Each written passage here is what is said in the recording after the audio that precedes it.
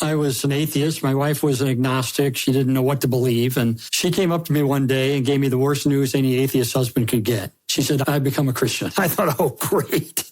Now she's going to start judging me. Now she's going to try to get me not to hang out with my friends. Now she's going to make the kids think that there's something wrong with me because I don't believe in God.